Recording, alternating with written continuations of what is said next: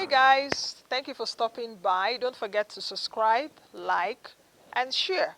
And I hope you enjoyed this interview. Good morning. Welcome back. In this panel discussion, I had the conversation with Dr.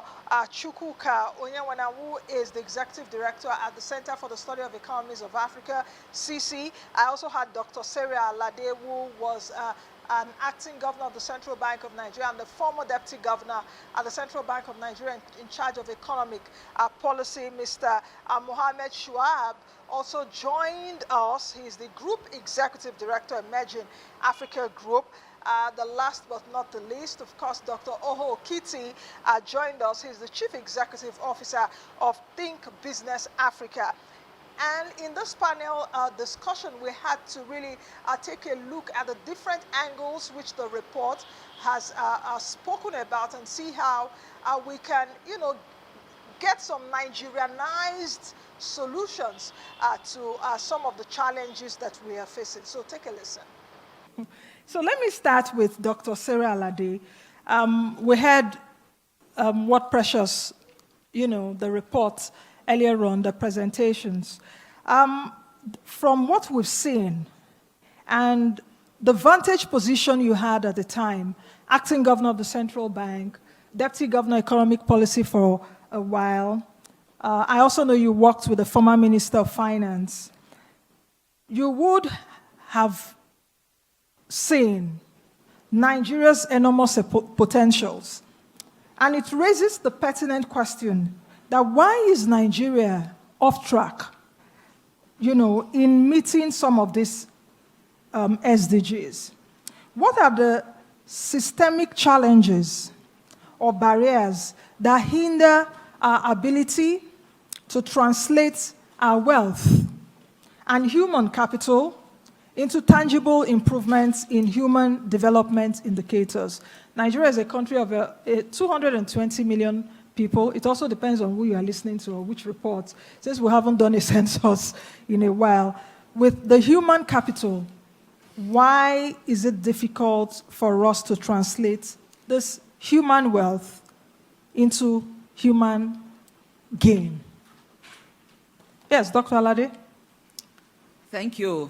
Thank you very much, Nancy. Let me congratulate the Undp for the reports. The HDR has always been one of the reports that we depend on. I see it normally every year as a mirror.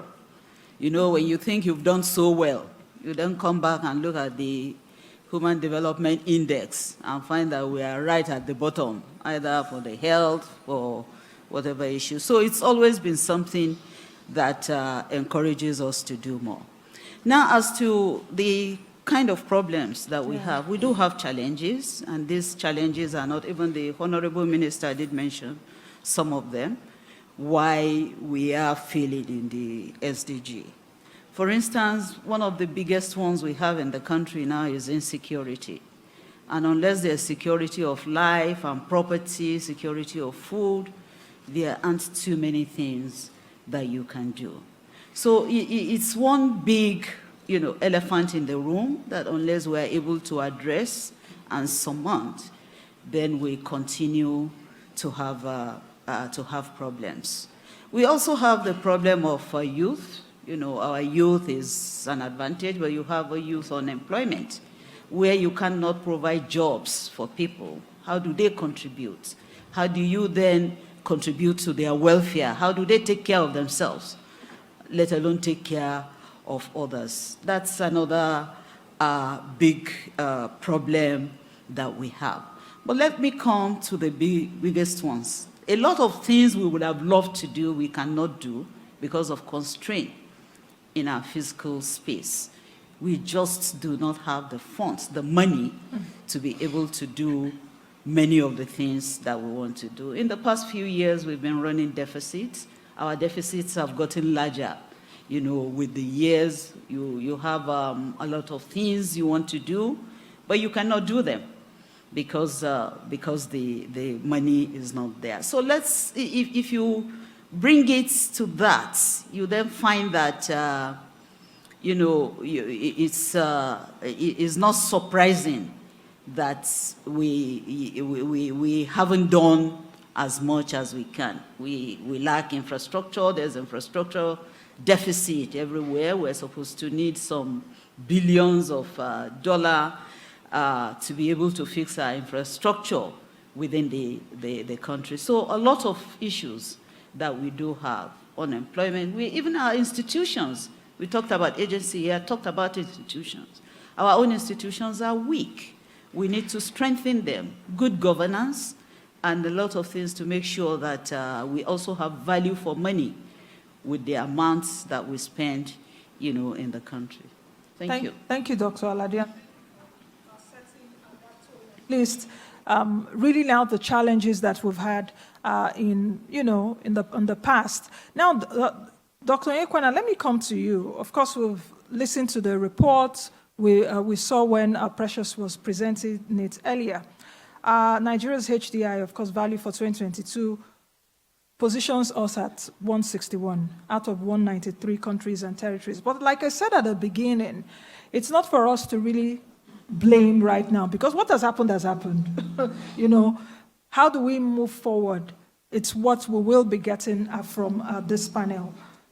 Given our enormous potentials, like I mentioned, because Nigeria, whenever you talk about Nigeria, people say, oh, it's a country of potentials. We're so blessed. We have very good people, mineral resources everywhere, agricultural resources and what have you.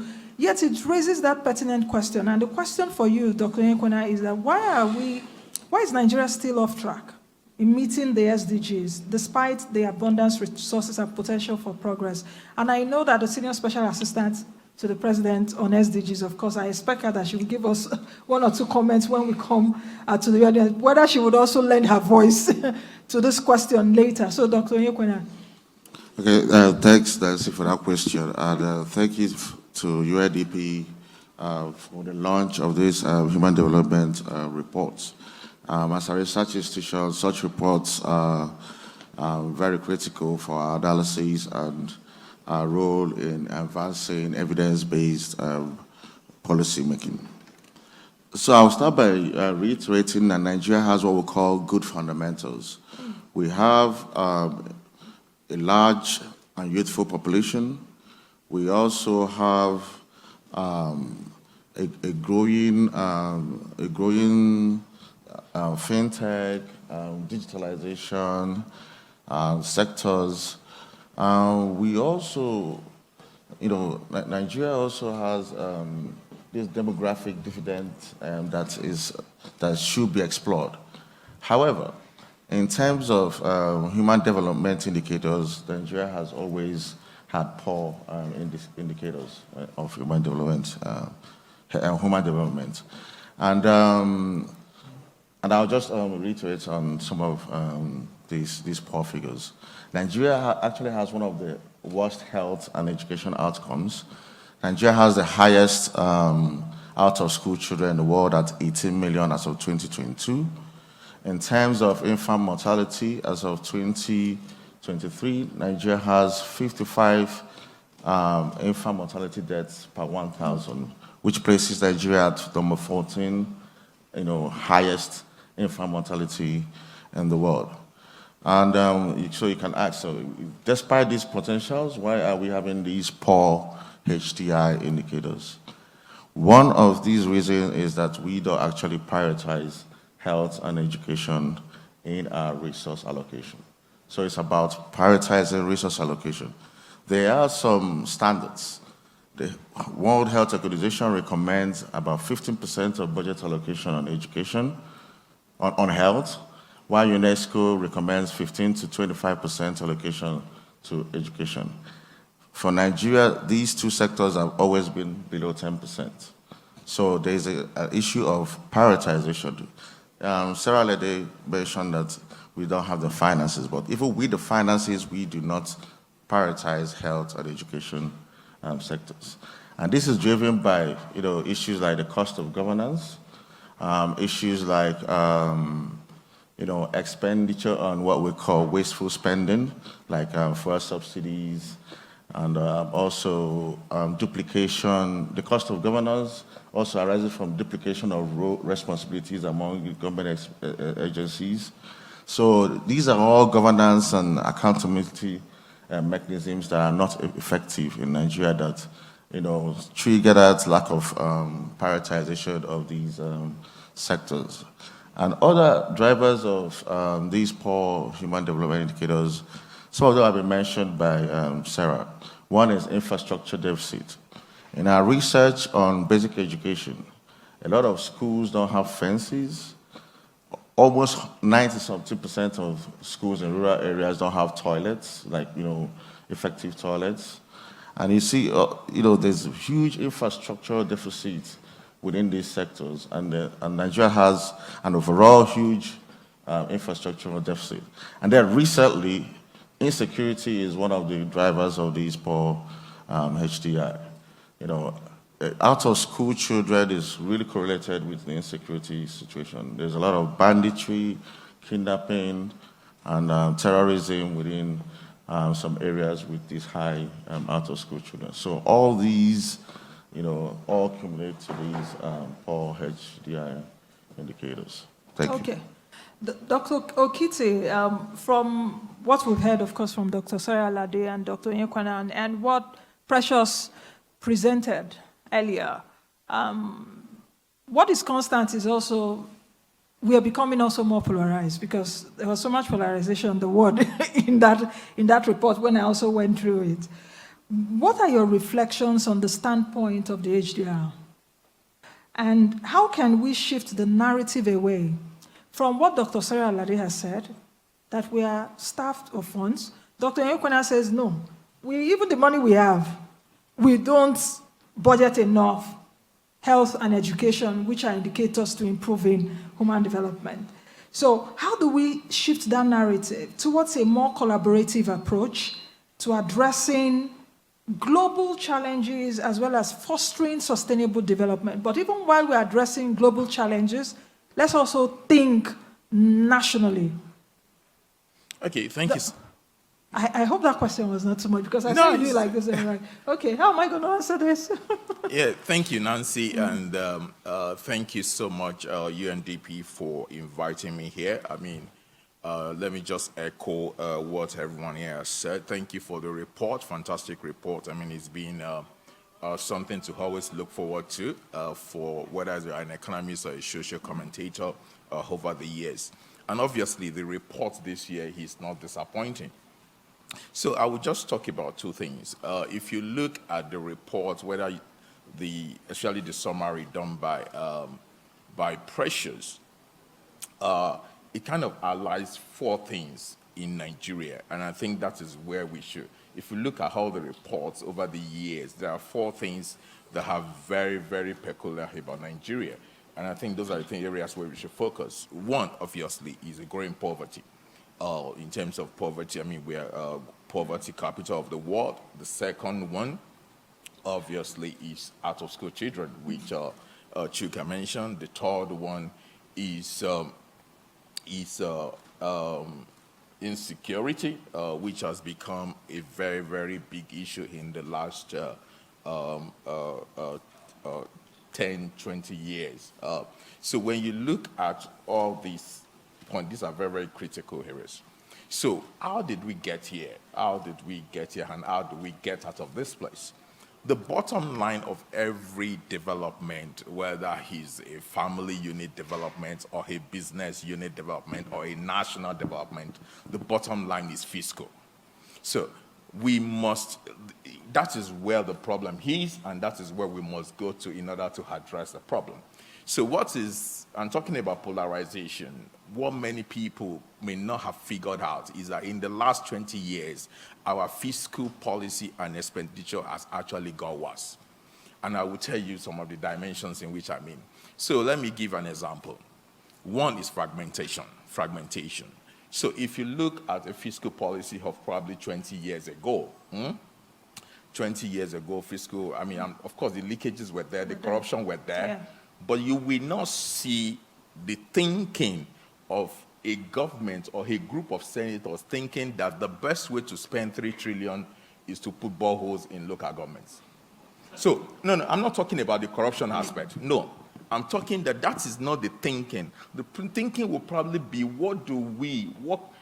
how do we harness our water resources for pipe-borne water? Do you get my point? But over the last 15 years, we now see borehole as a solution, fragmentation. So over the last 15 years, we see generator as a solution. Over the last 15 years, we see buying Prados as a solution. So if you look at the way in which this fiscal policy and expenditure has actually got worse over these years, it's simply a point of, okay, instead of solving the big problem, let me just solve the little problem. So that's polarization. So it's related to what they said before, but it's actually worse in the sense that if we are going to make progress with insecurity, poverty, education, health problems, we have to stretch our fiscal resources. And what do I mean by stretch our fiscal resources? I'm not saying go and look for more money. Nigeria's problem is not more money. Nigeria's problem is the quality of our expenditure. So we don't spend well. That is just so our we have number. A spending problem. Oh, we have a spending problem. But you're saying, sorry, Dr. Okiti, Yeah. you're saying we should stretch our physical space. Yeah, no, Or fiscal resources. Okay, fiscal resources. How Yes. about the realignment of those physical resources? Because you just said now, we use the bodies to buy produce, we use monies to put... Yes, that's what I mean. So instead of using a pot of money to build potholes in local government, we have rivers all over and say, okay, over the next 3-4 years, how do we spend 3 trillion or 4 trillion to not just ensure that 200,000 people use borehole, but to ensure that 2 million people have access to pipe-borne water? They are two different things. Okay. So how do we think beyond just solving tiny problems? For instance, you said you have 40 billion. Yeah? That was what was it, 40 billion to give to people. I understand. I mean, if you are poor, you need resources, you need money. But what are the policies and the reforms required to actually invest in things that actually generate jobs and income, rather than just constant handout? Because if you are giving handouts, if you give handout this year, you will give handout next year, you will give handout next year. But however, is there any serious thinking around generating incomes and employment for people?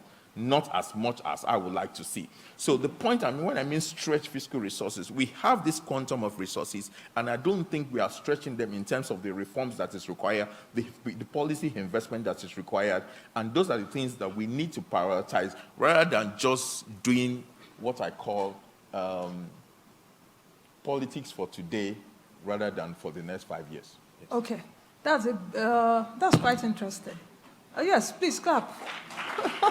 Thank you. That's quite interesting, and I'll come back to that later in the next round. But, Mr. Shoaib, let's take it from this angle. We've reeled out a lot of issues and challenges that we have. In December 2023, I was privileged to have anchored and moderated the World Bank Nigeria Development Updates. Of course, that's another fantastic report that comes out twice a year. And the World Bank made us know at the time that because of COVID-19, because of the economic issues, about 24 million more Nigerians were pushed into poverty. That was in 2023. When I did 2022, they told us 4 million. And the 4 million are not out of poverty yet. We're still pushing 24 million. Then the NBS report that came out with, I think, a UN agency, and I can't remember, that told us in 2022, 133 million Nigerians are multidimensionally poor, which is different from monetarily poor, so double wahala, you know. In the midst of all of this, our health and education indicators are very low. The three of you have alluded to the fact that we don't, the little money we have, we don't spend well on it. So, Mr. Shoaib, this raises a very critical question. Can we recover from these setbacks? At the beginning, when I was doing the intro there, I did mention in the last 4 years have been very challenging for us, or perhaps in the last 8 years. Let's just put it that way. But in the last 4 years, because we've had a COVID-19 setback, we've had 2 recessions, we have economic issues, devaluation of the naira, and so many things. How do we recover? from this setback and make meaningful progress on poverty reduction. How do we do all of this? How do we leverage the resources, human capital, international partnerships? We are here, the UNDP is hosting this today. How do we leverage these partnerships to navigate these challenges and chart a course towards inclusive and sustainable development? And I know why I'm asking you this, because I've known you for a while. In fact, I've known all of you for over 10 years. I know, of course, you are in the business of narrowing inequality and all of that in terms of investment and all of that. So how do we do all of this? Thank you very much, Nancy, for these questions. Thank everyone. First and foremost, I need to thank the organizer of this event, the UNDP, for having invited me here and the group as a whole. However, I will start by let us know that one of the armed forces here in Nigeria, the motto reads, willing, ready, and able. The first thing is that in Nigeria, do we have the goodwill to bring back people from this poverty level to another level? Secondly, are we ready to do that? Then are we able, do we have the capability?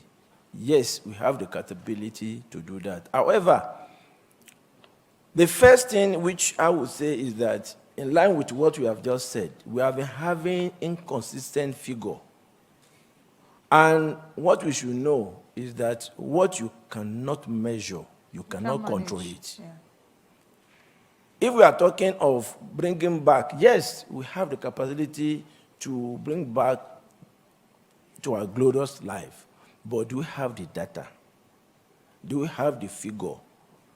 Sometimes in the past, we have had a situation whereby federal government say they want to raise, at least relieve people from poverty level by giving them 5,000, later improves to 25,000.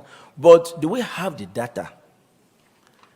If we are to bring back people from this poverty level and the setback where we find ourselves, the report is highly pathetic and it's called for sober reflection. However, the first thing is government need to prioritize targeted intervention. But in what sector? Is it in the sector of education? Is it in health sector? Or is it in agriculture? We need to embark on database. We should have database. Nigeria, as we speak now, we are only talking of estimate. We don't even know actual number of population we have.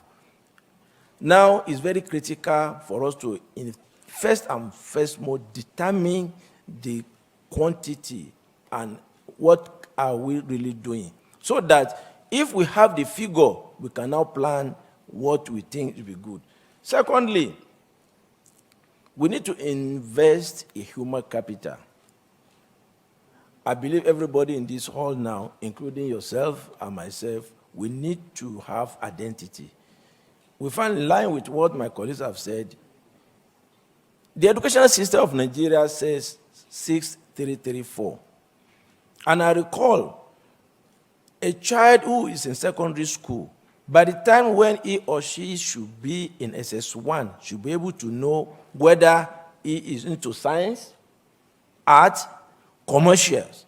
But you discover that even a graduate in Nigeria now don't even have identity because they want to be in everything. By the time when you ask them, are you into engineering, are you into business? Even when they come for interview, when you ask them, they will say, please, anything. And if you are not defined, you cannot be confined, talk less of you being defined. It's very, very critical. Also, we need to look at a situation whereby, yes, Nigeria hope is not lost. We can get back to our past glory. However, the government needs to embark on implementation of adaptive and resilient strategic building measure. How do we get this? I agree with our former deputy CBN governor we lack funding. Funding is very, very critical. In my company, Emerging Africa, we have been partnering with some states in order to raise capital fund because funding is very critical. However, the enabling environment, the policy of government is not even favorable to raise capital debt for most of these states because the stringent conditions being put in place doesn't allow most of them to embark. And the focus is always at the center, instead of them to identify the potentials they have that can create job opportunities, can relieve people in such a way that the state will have high IGR. Also, you discuss the issue of PPP, that is public-private partnership. It's very, very key. We are willing in private sector to partner with the state and even at national to ensure that things are done appropriately. And lastly, international collaboration and partnership is very key. If that's not partnership, where we find ourselves, even this event will not be possible. And this is only what government needs to ensure that we increase our bilateral and multilateral cooperation and understanding with international community. And if this is being upheld, surely we'll get back to the glorious land where we left ourselves before. Thank you. I thought I would hear an amen in the room. Since he left us hopeful, let me come back to Dr. Alade and take it from where Mr. Shuaibu. Both of you seem to be on the same page in terms of there's no money. Let me take us back to, of course, during the pandemic, we had many governments. They implemented substantial emergency programs, what I also call helicopter money. Many central banks across the world were printing monies uncontrollably amid declining fiscal revenues. And why were they doing this? They were doing this to get us out of the hole which COVID-19 had dug us into. And that led to significant accumulation of public debt in emerging countries or economies like Nigeria. Of course, we know what is going on with the Ways and Means in the National Assembly and what have you. Now, Dr. Alade, given your vantage position as a former acting governor and former CBN Deputy Governor Economic Policy, what actions do you propose for realigning the financial architecture to increase financing, since both of you are on the same page in terms of we don't have enough money? So how do we increase financing for our country towards enabling us to deliver essential public goods, which Precious mentioned earlier, and I noted it down, I wrote it down while she was presenting, that would also help us advance the SDGs, that the SSA to the president can sleep at night. Yes, Dr. Alade. Thank you. If you're talking about the global financial architecture, that's our ability to access money internationally. It's not only Nigeria. I think developing countries generally are crying that the conditions are not very favorable. What we call the African Club, the ADB, Afrexim, and other African multilateral organizations had come together, and they call them themselves African Club. One of the things they had wanted from World Bank and some of these international financial institutions is the quota. They had criticized the quota system. Your ability to assess some of their funding will depend on where you stand. But if we had the quota right from the beginning, we probably will not be at this receiving end. So the quota is bigger for the richer countries, very small for the poor countries. So they are saying, let's rejig this. Let's reform it so that those on the lower ladder of the rung can also access. But there are other conditions that they put. There are conditionalities which we think should be relaxed. Some of those conditionalities push out again the poorer countries you can't access. So one of the things we are also asking them to do is to be able to give guarantee They should be able to guarantee some of this, and they shouldn't put us on the same pedestal with the very rich countries and think whatever applies to them should apply to us. We have issues. We're talking about climate, for instance, and we know we are very vulnerable at this side. Some of the things that even caused the climate change, we were not responsible, and yet we're paying for it. So we should be getting funding. They should look at this kind of conditions and allow us to have, to access funding to be able to do the things that we want to do, like the SDG. We are also saying that the richer countries should be able to put more money into these multilateral organizations so that they can give us more funds to be able to do the things that we need to do. So a lot of cooperation, now in the spirit of cooperation. If they are cooperating, then they should also think of us, rather than just thinking of, oh no, the World Bank must have an AAA rating. You know, they look at their framework for giving loans, and then that excludes, many of the developing countries. So it's what we are crying for. But my favorite, which I think is faster than some of these other reforms we are asking for, is blended finance. And I think we should encourage blended finance so that we can have money. Blended finance just means crowding in, getting some of the private sector funding, with the concessional ones. That, of course, automatically brings down the interest that you pay on it. It's not like just going on your own to get commercial loans. And apart from that, you are also asking that they should be able to guarantee. We did it in Nigeria. I know the BOI was able to get blended finance for some of its projects about 2-3 years ago. I think about 2 years ago, they were able to attract 750 million euro to be able to do that. But of course, it took a lot of cooperation from World Bank, French agency, and ADB, and so many others came together to be able to, and federal government guaranteed, and so on. So we want this kind of collaboration, this kind of cooperation, so that we can access funds to be able to do the things that we need to do, SDG, and then go beyond that to be able to bring ourselves up in the Human Development Index. Thank you. Okay, ma'am. Thank you. Yes. So I'm looking at our time. We have 8 minutes to end the session. So that means our answers needs to be very brisk. Dr. Onyekonan, taking a look at what all of you have said here, could you also highlight perhaps some of the proposed actions that we need to take to tailor, there's tailored actions actually to ensure alignment with the SDGs, because it's all about the SDGs, really. When you take a look at our SDGs, everything is there, as it were, and facilitates sustainable development outcomes. So what proposals do you think we can have now? 2 or 3, just? I think it's about mobilizing fighters and, to support the achievement of the SDGs. The Human Development Report highlighted the need for international cooperation in providing public goods. I mean, if you ask most people here, most people will say our problem is money. More money would be great. More money will always be great.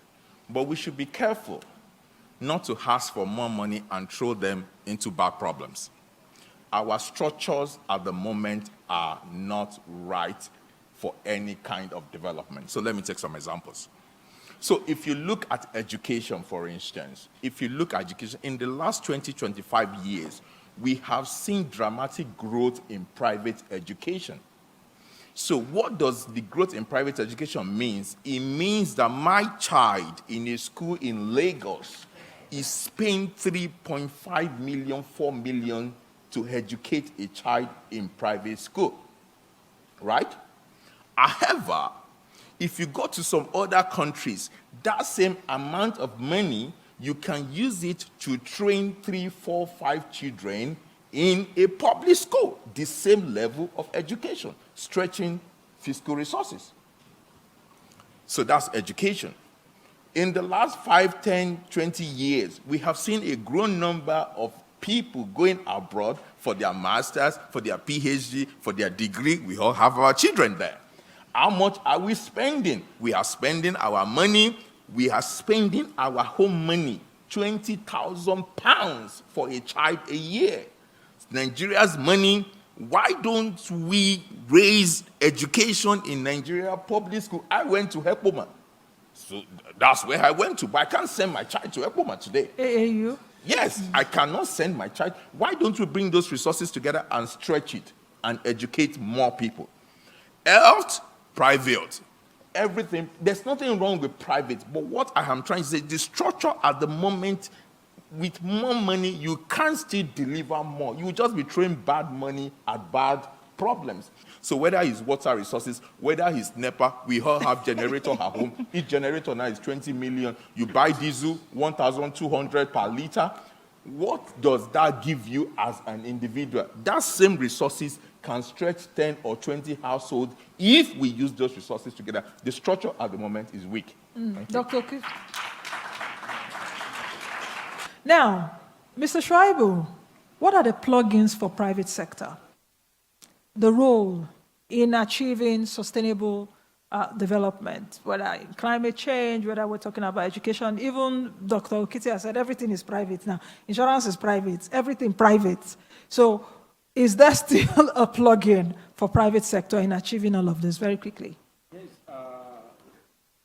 The private sector will indeed unlock a lot of opportunities in the area of job creations, in the area of investment, and in the area to ensure people are doing things right, not just doing the right thing at any point in time. And this is an opportunity whereby we are encouraging PPP, public-private partnership.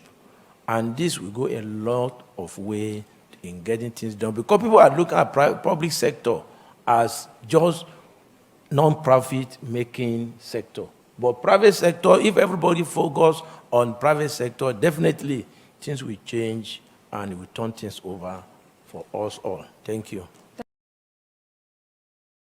Welcome back.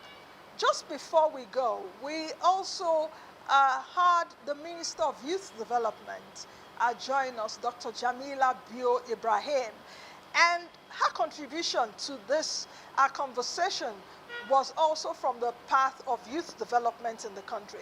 She made some certain remarks, even concerning the National Youth Service Corps and some other issues surrounding what she is doing. I want us to take a listen to that also.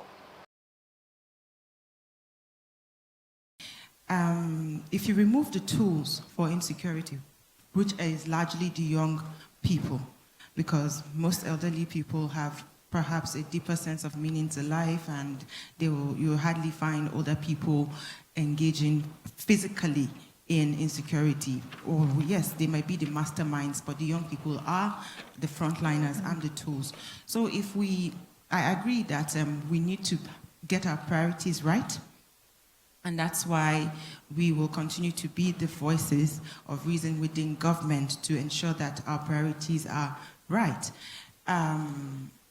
Look at the solutions now to insecurity. We remove the tools for insecurity by deploying non-kinetic measures to solving insecurity challenges. I also would like to crave the indulgence of the UNDP and other partners, and of course all well-meaning Nigerians, to continue to advocate for the deployment of non-kinetic solutions to insecurity.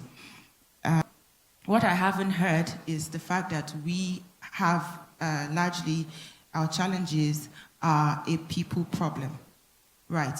We've heard panelists allude to that, but it has not been stated clearly that it's a people problem.